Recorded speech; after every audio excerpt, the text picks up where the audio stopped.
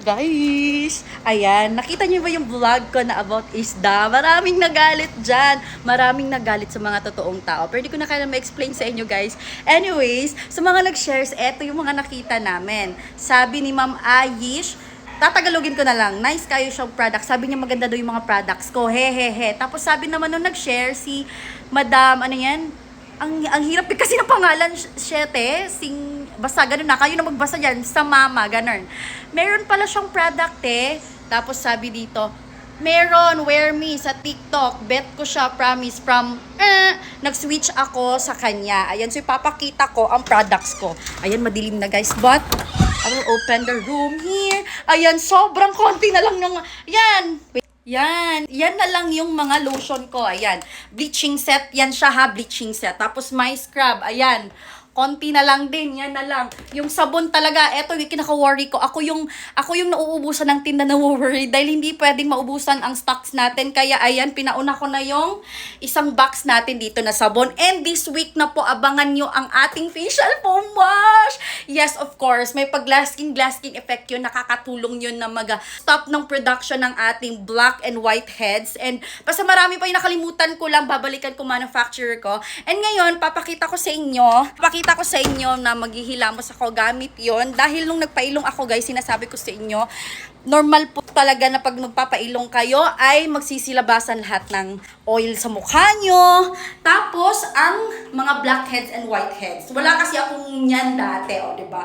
Ngayon meron na, so maghihilamos ako. Ito yung sample na binigay sa akin ng manufacturer ko. Ayan, paubos na. But, yung ibibenta ko dito is smaller than this one, 120 ml lang. And meron siyang foam, attached na foam. Ito kasi wala. Gusto ko yung may foam talaga. And heart shape, ayan, kasi nabubulol na tayo. So, may maghihilamos na ako. Wait lang.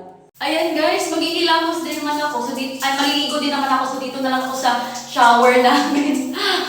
O, diba? And gagamitin ko. Ito, sobrang nakatulong to. And I really love it. Siyempre, bago tayo maglalabas or maglo-launch ng mga bagong products, ay dapat ako mismo ang nakatry, diba? So, careful dito na area. Ayan. And, 2 beses ako nagaganto guys. Nakikita niyo ba ako? Ito nakapikit kasi ako Diba?